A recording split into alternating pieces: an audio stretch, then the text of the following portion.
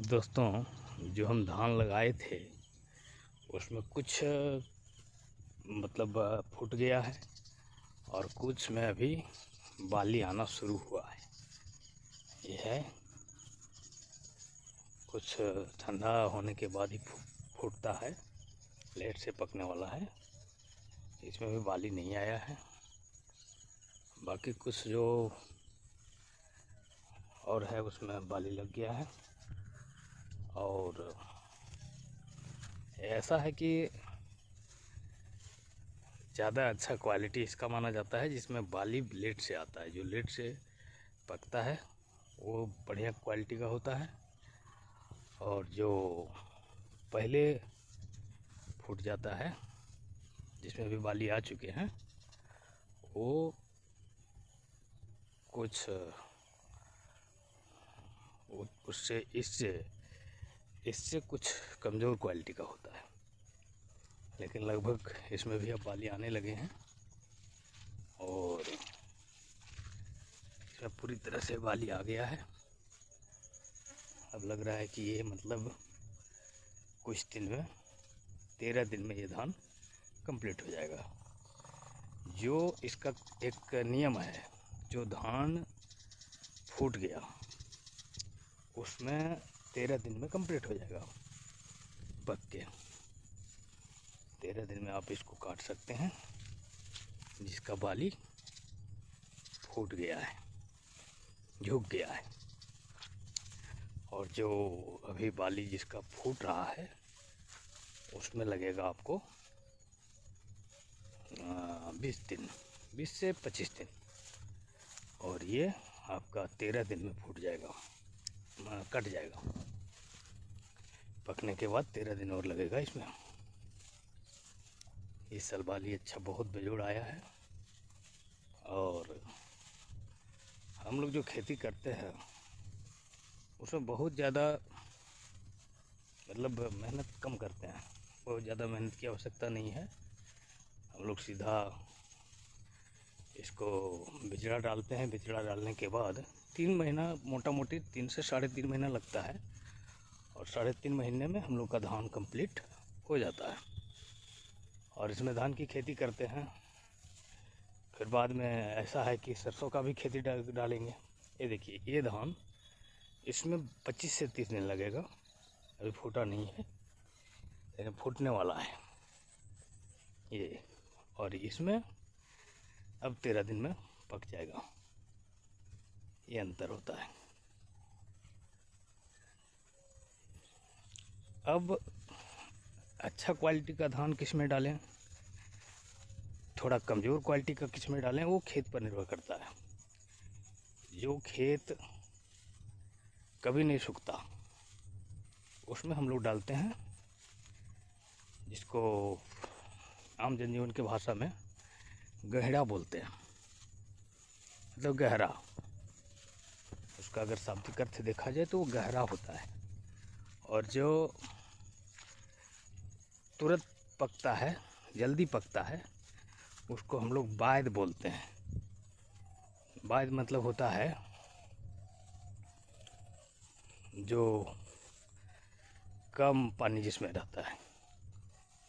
तो अच्छा क्वालिटी का धान डालते हैं जिसमें अच्छा होता है, सो अच्छा क्वालिटी हो गया, गहरा हुआ सो। और जो कम पानी जिसमें रहा वो आपका हो गया बायद। लेकिन धान अगर खाना है तो खाने में हम लोग का दोनों धान जो है एक क्वालिटी का होता है। बात रह गया, हम लोग एक चीज़ का, किसी भी तरह का धान जो ये उपजाते हैं पूरी तरह से हाइजीनिक है। इसमें हम लोग किसी तरह का रासायनिक पदार्थ को यूज नहीं करते। हम लोग के गौशाला में जो गोबर होता है वो गोबर ही डालते हैं, और उसी गोबर से हम लोग का खेत जो है वही खाद बनता है। किसी तरह का रासायनिक प्रयोग नहीं होता है। रासायनिक प्रयोग करने से क्या होता है कि धान का क्वालिटी तो देखने में अच्छा लगेगा लेकिन सेहत के लिए अच्छा नहीं होगा। तो हम लोग का प्रयास रहता है कि रासायनिक प्रयोग ना करें, न के बराबर करें और प्राकृतिक तरीके से उपजाने का प्रयास करते हैं। और ये केवल गोबर का है, हम लोग गौशाला का गोबर होता है उसको डालते हैं। एक किसान पूरे साल, अगर कहा जाए तो पूरे साल केवल धान में, हम लोग तो धान और गेहूँ और सरसों ये 3 खेती करते हैं और धान में हम लोग अधिक ध्यान देते हैं। क्यों देते हैं? क्योंकि कालांतर में धान की खेती अच्छी होती थी, गेहूं तो बाहर से आया, विदेश से आया, बाद में लोग चालू किए गेहूं का। लेकिन जब इधर हम लोग के इलाका में धान की खेती अच्छी होती थी तो लोग धान ही लगाते थे और आज भी धान लगा रहे हैं। इसमें बहुत चीज़ है। ये क्या है कि इस चावल को अगर खाएगा लोग तो बेहतर सेहत रहेगा। और हम लोग आज भी सेहत के प्रति बहुत जागरूक हैं, प्रयास करते हैं कि धान की खेती करें, आलू की खेती करें, गेहूं की खेती, जो भी खेती करें उसमें रासायनिक उर्वरक का कम ही प्रयोग करें। क्योंकि रासायनिक उर्वरक अगर हम केमिकल डालते हैं तो धान का क्वालिटी जो है वो ख़राब हो जाता है। और अगर केमिकल नहीं डालते हैं तो सेहत के लिए लाभप्रद होता है और पौष्टिक भी होता है। अब सवाल रह गया कि क्या सारे धान को खुद खा जाएंगे? नहीं, हम लोग धान को बेचते भी हैं, लेकिन धान को अगर बेचते हैं तो सरकारी टैक्स है उसमें देते हैं। और संजोग कहिए या प्रयोग कहिए, हम लोग जो धान देते हैं बेहतर धान देते हैं, लेकिन इसका कोई क्वालिटी की वजह से, मतलब जो होना चाहिए इसका रेट, जो दाम होना चाहिए वो दाम नहीं मिल पाता है। क्योंकि आदमी समझ नहीं पाता है कि इसमें विशेषता क्या है। अब इसका विशेषता ये है कि हम लोग इसको उपजाते हैं प्राकृतिक तरीके से, लेकिन धान तो धान होता है जो पैक्स में जाता है, जो खूब रासायनिक उर्वरक डाल के बेचेगा, और हम लोग केवल प्राकृतिक तरीके से बेचेंगे तो उसके लिए दोनों धान बराबर होता है। लेकिन हम लोग चाहते हैं कि सेहत के हिसाब से, क्योंकि हम लोग किसी का सेहत से नहीं खिलवाड़ करना चाहते, इसलिए आज तक हम लोगों ने धान की खेती जो किया है, चाहे जो भी खेती किया है, उसमें रासायनिक उर्वरक का प्रयोग नहीं के बराबर किया है। और जिस वजह से हम लोग का फसल जो रासायनिक उर्वरक यूज करता है और जो हम लोग रासायनिक उर्वरक नहीं यूज करते हैं, दोनों में ये होता है कि हम लोग का फसल क्वालिटी में, मतलब क्वांटिटी में कम होता है। क्यों कम होता है? क्योंकि अगर रासायनिक उर्वरक आप डालते हो तो धान अधिक होगा, और अगर नहीं डालते हो तो कम होगा। तो हम लोग चाहते हैं कि कम ही हो, अधिक नहीं हो। क्योंकि अगर अधिक होगा वो ख़राब चीज़ होता है, उसमें कोई टेस्ट नहीं बच जाता। वो पूरी तरह से अभी के समय में अगर देखा जाए तो रासायनिक उर्वरक से के प्रयोग से जनजीवन जो है प्रभावित हो गया है। अभी लोग सोचते हैं कि हम चावल खरीद रहे हैं, चाहे आटा खरीद रहे हैं, उसमें आपका रासायनिक पदार्थ मिला हुआ है और वो आपके सेहत के लिए लाभप्रद तो एकदम नहीं है। इसलिए नहीं है क्योंकि केमिकल है। वो मेरा शरीर जो बना है वो किसी केमिकल को एब्जॉर्ब करने के लिए नहीं बना है।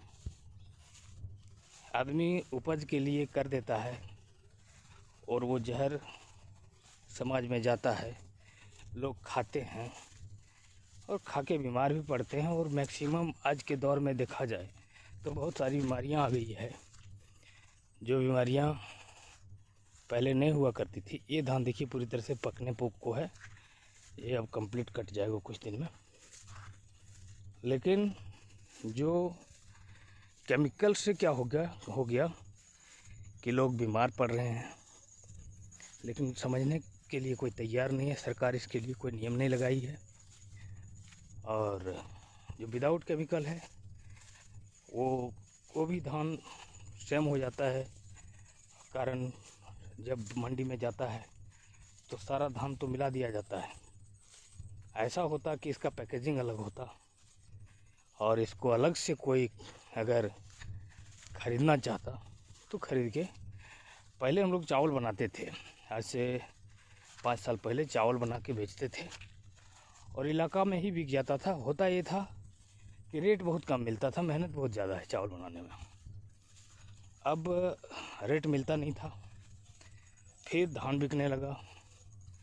अब धान डायरेक्ट उठा लेता है और पैक्स में चला जाता है, तो होता क्या है कि पैसा मिल जाता है और धान का ही मिल जाता है। उसमें हम लोग को मेहनत नहीं करना पड़ता, हम लोग को चावल बनाना नहीं पड़ता। लेकिन चावल पहले अगर बनता था तो चावल बिकता था, लोकल बाज़ार में बिकता था, किसी को आवश्यकता होती थी तो ख़रीदता था। अन्यथा हम लोग 2-3 साल एक ही चावल को खाते थे। बाकी होता क्या था कि पुराना चावल ख़राब हो जाता था धीरे धीरे और पूरी तरह से वेस्ट हो जाता था। पहले तो हम लोग खेती खुद के लिए करते थे। हमारे इलाके में हर किसी को ऐसा है कि अपना खाने भर तो खेती सबका हो जाता है, तो कोई ख़रीदार नहीं मिलता था। अब क्या हुआ कि पैक्स वैक्स में चला जाता है धान, तो धान बिक जाता है। और लेकिन जो रेट मिलना चाहिए ये ऑर्गेनिक का, वो नहीं मिल पाता है। हम तो चाहेंगे कि लोग ऑर्गेनिक की ओर बढ़ें, आगे बढ़ें और ऑर्गेनिक खेती ही करें। ऑर्गेनिक से क्या होगा, किसी तरह केमिकल नहीं डालने से क्या होगा कि आदमी का सेहत बेहतर रहेगा और होना भी यही चाहिए। हम तो नहीं कहेंगे किसी किसान भाई को कि सेहत के साथ खिलवाड़ किया जाए। हम लोग तो बेहतर करते आए हैं और कर रहे हैं। और ऐसा सोच होना चाहिए प्रत्येक किसान का कि उपज कम लेंगे लेकिन ऑर्गेनिक खेती देंगे तो अनाज उपजाएंगे, जिसमें कि मेरे द्वारा किसी का जीवन संकट में ना आए। और हम लोग आज तक यही करते आए, भविष्य में भी करते रहेंगे। अभी इस मोटे पिछले 30 साल से रासायनिक पदार्थ चल रहा है, रासायनिक खाद, जिसको लोग उर्वरक को डालता है। लेकिन हमारे यहाँ आज तक रासायनिक उर्वरक नहीं डाला गया है। अभी तक केवल कंटिन्यू चल रहा है कि नहीं, हम लोग विदाउट रासायनिक उर्वरक के ही खेती करेंगे। धन्यवाद।